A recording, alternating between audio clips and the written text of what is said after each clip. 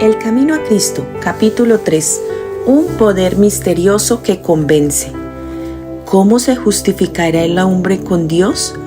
¿Cómo se hará justo el pecador?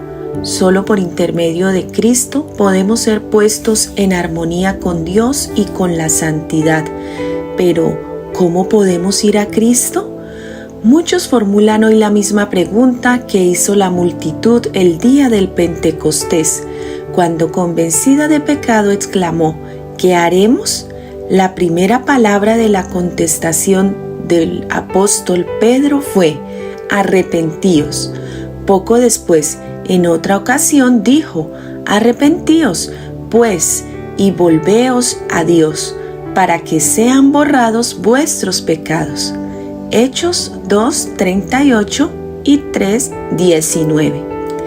El arrepentimiento comprende la tristeza por el pecado y abandono del mismo. No renunciamos al pecado a menos que veamos su pecaminosidad.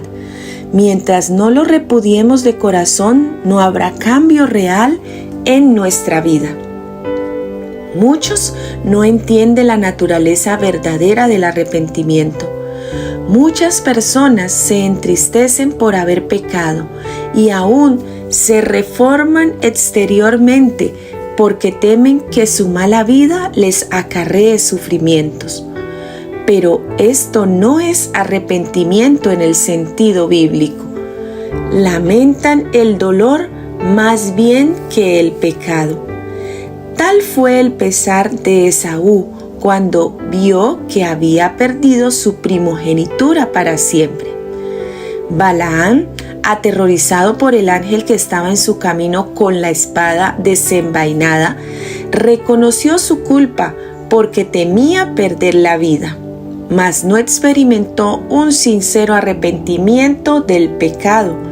No cambió de propósito ni aborreció el mal. Judas Iscariote, después de traicionar a su Señor, exclamó: he pecado entregando la sangre inocente. Mateo 27:4. Esta confesión fue arrancada a su alma culpable por un tremendo sentimiento de condenación y una pavorosa expectación de juicio. Las consecuencias que habría de cosechar le llenaban de terror, pero no experimentó profundo quebrantamiento de corazón ni dolor en su alma por haber traicionado al Hijo Inmaculado de Dios y negado al Santo de Israel.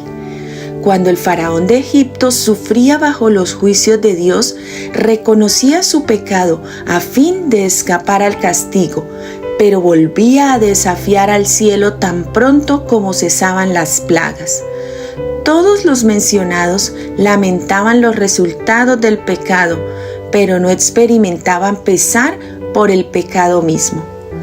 Pero cuando el corazón cede a la influencia del Espíritu de Dios, la conciencia se vivifica y el pecador discierne algo de la profundidad y santidad de la sagrada ley de Dios, fundamento de su gobierno en los cielos y la tierra. La luz verdadera que alumbra a todo hombre que viene a este mundo. Juan 1:9. Ilumina las cámaras secretas del alma y quedan reveladas las cosas ocultas. La convicción se posesiona de la mente del corazón. El pecador reconoce entonces la justicia de Jehová y siente terror de aparecer en su iniquidad e impureza delante del que escudriña los corazones. Ve el amor de Dios, la belleza de la santidad y el gozo de la pureza. Ansía ser purificado y restituido a la comunión del cielo. La oración de David después de su caída ilustra la naturaleza del verdadero dolor por el pecado. Su arrepentimiento fue sincero y profundo. No se esforzó él por atenuar su culpa y su oración no fue inspirada por el deseo de escapar al juicio que le amenazaba. David veía la enormidad de su transgresión y la contaminación de su alma. Aborrecía su pecado, No solo pidió perdón, sino que su corazón fuera también purificado. Anhelaba el gozo de la santidad y ser restituido a la armonía y comunión con Dios. Este era el lenguaje de su alma. Bienaventurado aquel cuya transgresión ha sido perdonada y cubierto su pecado. Bienaventurado el hombre a quien Jehová no atribuye la iniquidad y en cuyo espíritu no hay engaño. Salmos 32, 1 y 2. Apiádate de mí, oh Dios, conforme a tu misericordia, conforme a la muchedumbre de tus piedades, borra mis transgresiones, porque yo reconozco mis transgresiones, y mi pecado está siempre delante de mí. Purifícame con hisopo y seré limpio, lávame y quedaré más blanco que la nieve. Crea en mí, oh Dios, un corazón limpio, y renueva un espíritu recto dentro de mí. No me eches de tu presencia, y no me quites tu Santo Espíritu. Restitúyeme el gozo de tu salvación, y el Espíritu de gracia me sustente. Líbrame del delito de sangre, oh Dios, el Dios de mi salvación. Cante mi lengua tu justicia. Salmo 51, 1 al 14. Sentir un arrepentimiento como este es algo que supera nuestro propio poder. Se lo obtiene únicamente en Cristo, quien ascendió a lo alto y dio los dones a los hombres. Precisamente en este punto es donde muchos yerran y por ello no reciben la ayuda que Cristo quiere darles. Piensan que no pueden ir a Cristo a menos que se arrepientan primero y que el arrepentimiento los prepare para que sus pecados les sean perdonados. Es verdad que el arrepentimiento precede al perdón de los pecados, porque es únicamente el corazón quebrantado y contrito el que siente la necesidad de un Salvador. Pero para poder ir al Señor Jesús, ¿debe el pecador esperar hasta que se haya arrepentido? ¿Debe hacerse del arrepentimiento un obstáculo entre el pecador y el Salvador? La Sagrada Escritura no enseña que el pecador deba arrepentirse antes de poder aceptar la invitación de Cristo. Venid a mí todos los que estáis cansados y agobiados, y yo os daré descanso. Mateo 11:28. La virtud proveniente de Cristo es la que nos induce a un arrepentimiento genuino. El apóstol Pedro presentó el asunto de una manera muy clara cuando dijo a los israelitas: a este Dios le ensalzó con su diestra para ser príncipe y salvador, a fin de dar arrepentimiento a Israel y remisión de pecados. Tan imposible es arrepentirse si el Espíritu de Cristo no despierta la conciencia, como lo es obtener el perdón sin Cristo. Él es la fuente de todo buen impulso. Es el único que puede implantar en el corazón enemistad contra el pecado. Todo deseo de verdad y pureza, toda convicción de nuestra propia pecaminosidad evidencian que su Espíritu está obrando en nuestro corazón.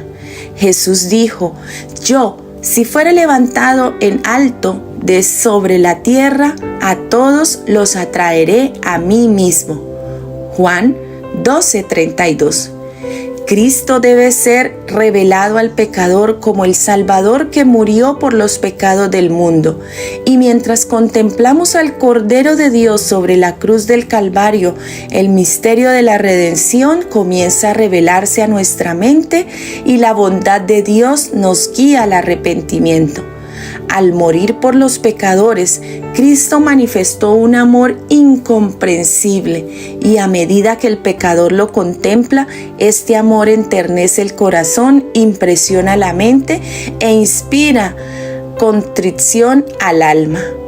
Es verdad que a veces los hombres se avergüenzan de sus caminos pecaminosos y abandonan algunos de sus malos hábitos antes de darse cuenta de que son atraídos a Cristo.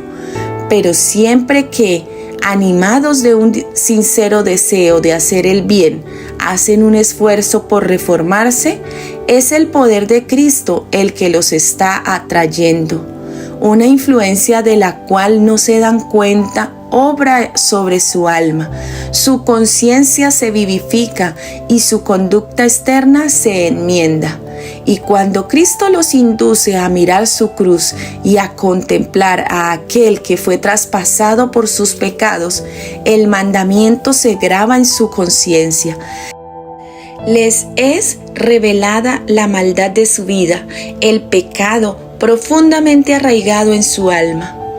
Comienzan a entender algo de la justicia de Cristo y exclaman: ¿qué es el pecado para que haya exigido tal sacrificio por la redención de su víctima?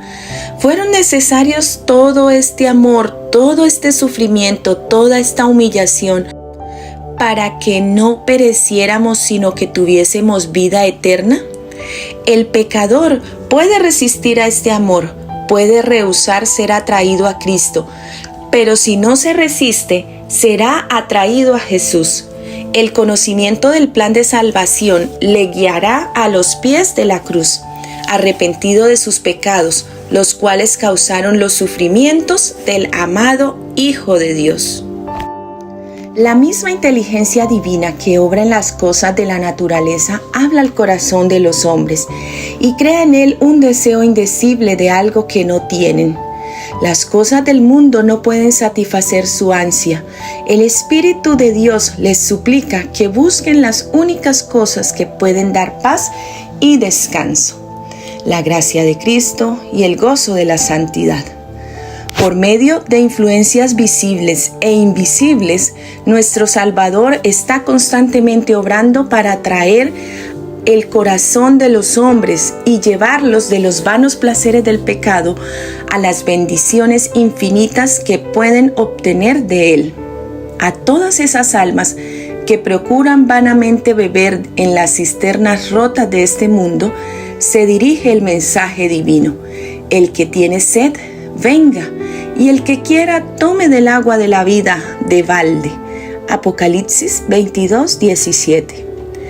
Vosotros, en cuyo corazón existe el anhelo de algo mejor que cuanto este mundo pueda dar, reconoced en este deseo la voz de Dios que habla a vuestra alma. Pedidle que os dé arrepentimiento, que os revele a Cristo en su amor infinito y en su pureza absoluta. En la vida del Salvador fueron perfectamente ejemplificados los principios de la ley de Dios, el amor a Dios y al hombre. La benevolencia y el amor desinteresado fueron la vida de su alma.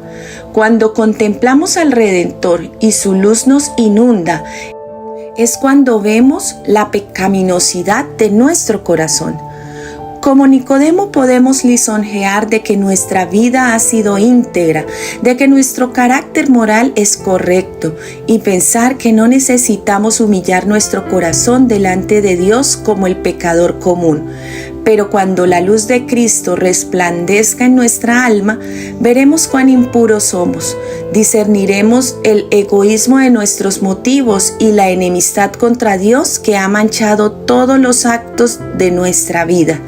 Entonces conoceremos que nuestra propia justicia es en verdad como trapos de inmundicia y que solamente la sangre de Cristo puede limpiarnos de la contaminación del pecado y renovar nuestro corazón a la semejanza del Señor. Un rayo de la gloria de Dios, una vislumbre de la pureza de Cristo, que penetre en el alma, hace dolorosamente visible toda mancha de pecado y descubre la deformidad y los defectos del carácter humano. Hace patentes los deseos profanos, la incredulidad del corazón y la impureza de los labios, los actos de deslealtad por los cuales el pecador anula la ley de Dios quedan expuestos a su vista, y su espíritu se aflige y se oprime bajo la influencia escrutadora del Espíritu de Dios. En presencia del carácter puro y sin mancha de Cristo, el transgresor se aborrece a sí mismo. Cuando el profeta Daniel contempló la gloria que rodeaba al mensajero celestial que se le había enviado, se sintió abrumado por su propia debilidad e imperfección. Describiendo el efecto de la maravillosa escena, relató: «No quedó en mí esfuerzo y mi lozanía se me mudó en palidez de muerte y no retuve fuerza alguna». Daniel 10:8. El alma así conmovida odiará su egoísmo y amor propio, y mediante la justicia de Cristo buscará la pureza de corazón que armoniza con la ley de Dios y con el carácter de Cristo. El apóstol Pablo dice que en cuanto a justicia que haya en la ley, es decir, en lo referente a las obras externas, era irreprensible, Filipenses 3:6, pero cuando discernió el carácter espiritual de la ley, se reconoció pecador. Juzgado por la letra de la ley como los hombres la aplican a la vida externa, él se había abstenido de pecar, pero cuando miró en la profundidad de los santos preceptos y se vio como Dios le veía, se humilló profundamente y confesó así su culpabilidad. Y yo, aparte de la ley, vivía en un tiempo, mas cuando vino el mandamiento, revivió el pecado y yo morí. Romanos 7:9. Cuando vio la naturaleza espiritual de la ley, se le mostró el pecado en todo su horror y su estimación propia se desvaneció. No todos los pecados son de igual magnitud delante de Dios. Hay diferencias de pecado a su juicio, como la hay un juicio de los hombres. Sin embargo, aunque este o aquel acto malo pueda parecer trivial a los ojos de los hombres, ningún pecado es pequeño a la vista de Dios. El juicio de los hombres es parcial e imperfecto, mas Dios ve todas las cosas como son realmente. Al borracho se le desprecia y se le dice que su pecado le excluiría del cielo. Mientras que demasiado a menudo el orgullo, el egoísmo y la codicia no son reprendidos. Sin embargo, son pecados que ofenden en forma especial a Dios porque contrarían la benevolencia de su carácter. Ese amor abnegado que es la misma atmósfera del universo que no ha caído.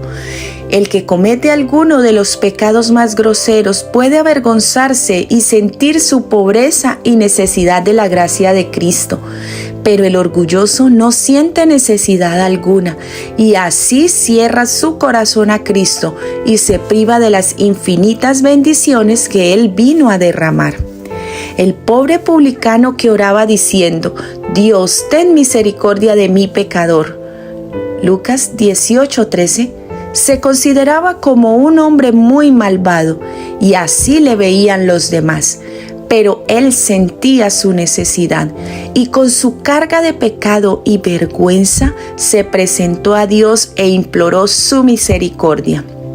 Su corazón estaba abierto para que el Espíritu de Dios hiciese en él su obra de gracia y le libertase del poder del pecado.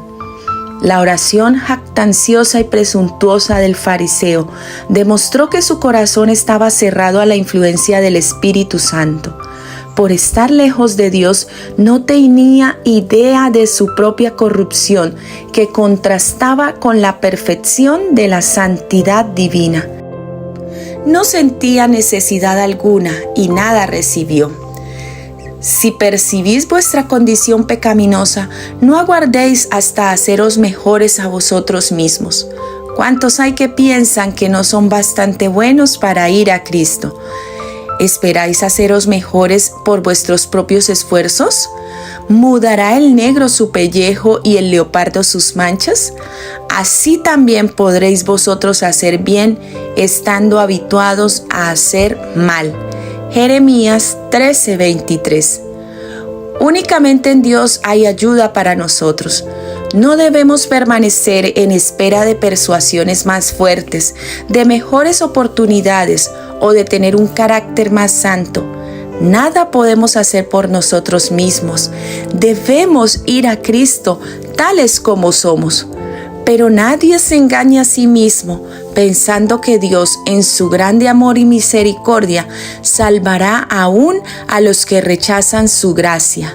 La excesiva corrupción del pecado puede medirse tan solo a la luz de la cruz. Cuando los hombres insisten en que Dios es demasiado bueno para desechar al pecador, miren al Calvario.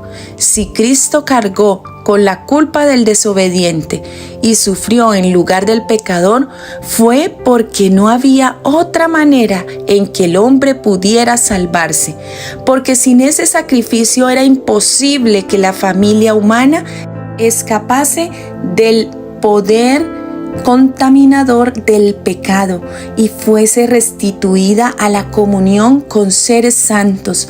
Era imposible que volviese a participar de la vida espiritual.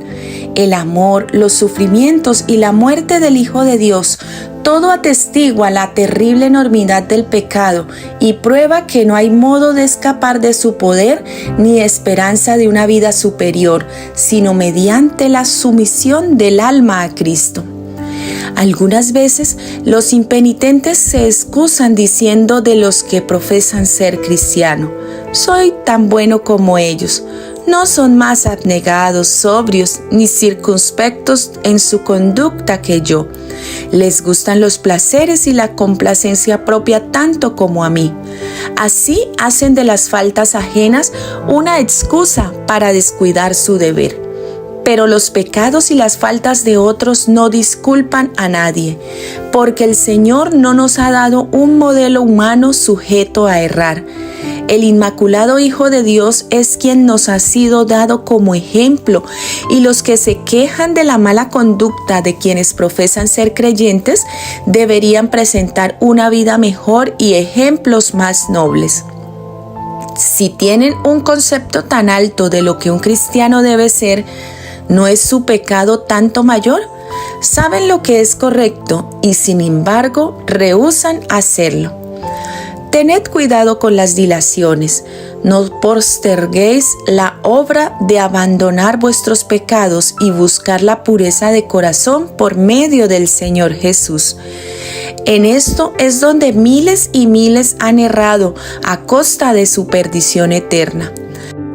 No insistiré aquí en la brevedad e incertidumbre de la vida, pero se corre un terrible peligro que no se comprende lo suficiente cuando se posterga el acto de ceder a la voz suplicante del Santo Espíritu de Dios y se prefiere vivir en el pecado, porque tal demora consiste realmente en esto. No se puede continuar en el pecado, por pequeño que se lo considere, sin correr el riesgo de una pérdida infinita. Lo que no venzamos nos vencerá a nosotros y nos destruirá. Adán y Eva se convencieron de que de un acto tan íntimo como el de comer la fruta prohibida, no podrían resultar consecuencias tan terribles como las que Dios había anunciado. Pero ese acto pequeño era una transgresión de la ley santa e inmutable de Dios, y separó al hombre y abrió las compuertas por las cuales se volcaron sobre nuestro mundo la muerte y desgracias innumerables. Y como consecuencia de la desobediencia del hombre, siglo tras siglo ha subido de nuestra tierra un continuo lamento de aflicción, y aún a la creación gime bajo la carga terrible del dolor. El cielo mismo ha sentido los efectos de la rebelión del hombre contra Dios. El Calvario se destaca como un recuerdo del sacrificio asombroso que se requirió para expiar la transgresión de la ley divina. No consideremos, pues, el pecado como cosa trivial. Toda transgresión, todo descuido o rechazamiento de la gracia de Cristo obra indirectamente sobre nosotros. Endurece el corazón, deprava la voluntad, entorpece el entendimiento y no solo os vuelve menos inclinados a ceder, sino también menos capaces de oír las tiernas súplicas del Espíritu de Dios.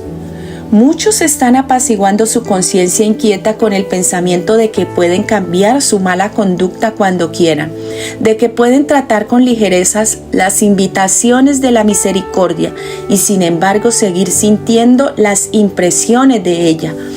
Piensan que después de menospreciar al Espíritu de gracia, después de echar su influencia al lado de Satanás, en un momento de extrema necesidad pueden cambiar su modo de proceder.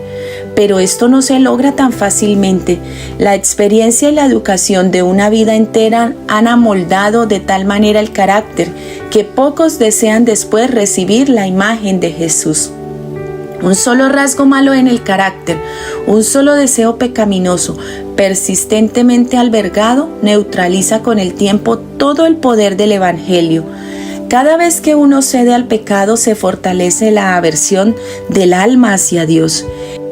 El hombre que manifiesta un descreído atrevimiento o una estólida indiferencia hacia la verdad no está sino cegando la cosecha de su propia siembra. En toda la Escritura no hay amonestación más terrible contra el hábito de jugar con el mal que estas palabras del sabio. Prenderán al impío sus propias iniquidades. Proverbios 5:22. Cristo está listo para libertarnos del pecado, pero no fuerza la voluntad. Y si ésta, por la persistencia en la transgresión, se inclina por completo al mal y no deseamos ser libres ni queremos aceptar la gracia de Cristo, ¿qué más puede Él hacer? Al rechazar deliberadamente su amor, hemos labrado nuestra propia destrucción. He aquí, ahora es el tiempo acepto. He aquí, ahora es el día de salvación. 2 Corintios 6:2. Hoy, si oyeres su voz, no endurezcáis vuestro corazón. Hebreos 3:7-8. El hombre ve lo que aparece, mas el Señor ve el corazón. 1 Samuel 16:7. Del corazón humano, con sus encontradas emociones de gozo y de tristeza, el extraviado y caprichoso corazón, morada de tanta impureza y engaño. El Señor conoce sus motivos, sus mismos intentos y designios.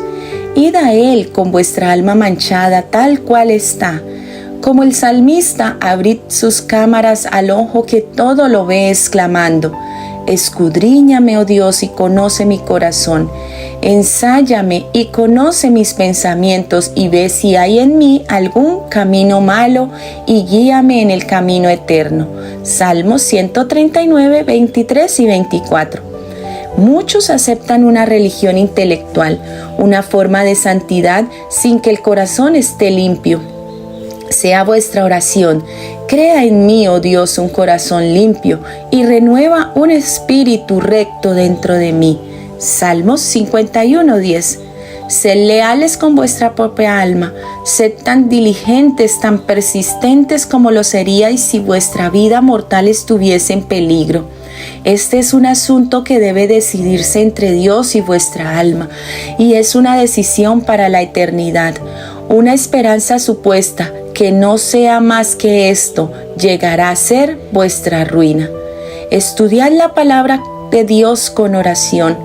Ella os presenta en la ley de Dios y en la vida de Cristo los grandes principios de la santidad, sin la cual nadie verá al Señor.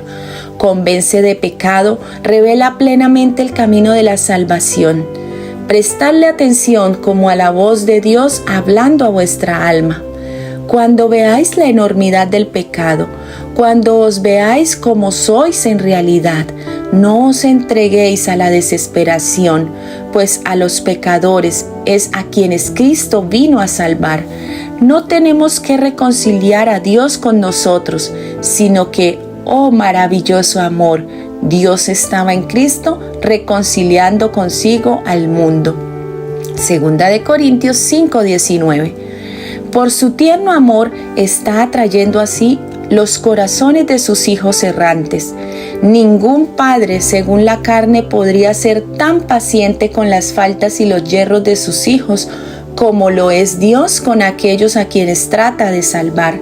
Nadie podría arguir más tiernamente con el pecador. Jamás enunciaron los labios humanos invitaciones más tiernas que las dirigidas por él al extraviado. Todas sus promesas, sus amonestaciones, no son sino la expresión de su amor inefable. Cuando Satanás acude a decirte que eres un gran pecador, alza los ojos a tu Redentor y habla de sus méritos. Lo que te ayudará será mirar la luz, mirar su luz. Reconoce tu pecado, pero di al enemigo que Cristo Jesús vino al mundo para salvar a los pecadores. Primera de Timoteo 1:15. Y que puedes ser salvo por su incomparable amor. El Señor Jesús hizo una pregunta a Simón con respecto a dos deudores. El primero debía a su Señor una suma pequeña y el otro una muy grande, pero él perdonó a ambos y Cristo preguntó a Simón, ¿cuál deudor amaría más a su Señor? Y Simón contestó, aquel a quien más perdonó. Lucas 7:43. Hemos sido grandes deudores, pero Cristo murió para que nuestros pecados fuesen perdonados. Los méritos de su sacrificio son suficientes para presentarlos al Padre en nuestro favor. Aquellos a quienes ha perdonado más, le amarán más y estarán más cerca de su trono para alabarle por su grande amor y su sacrificio infinito. Cuanto más plenamente comprendamos el amor de Dios, mejor nos percatamos de la pecaminosidad del pecado. Cuando veamos cuán larga es la cadena que se nos arrojó para rescatarnos, cuando entendamos algo del sacrificio infinito que Cristo hizo en nuestro favor, nuestro corazón se derrite de ternura y contrición. Ora a Dios para que, a través de Jesucristo y su Espíritu Santo, tú seas convencido de que necesitas de Dios.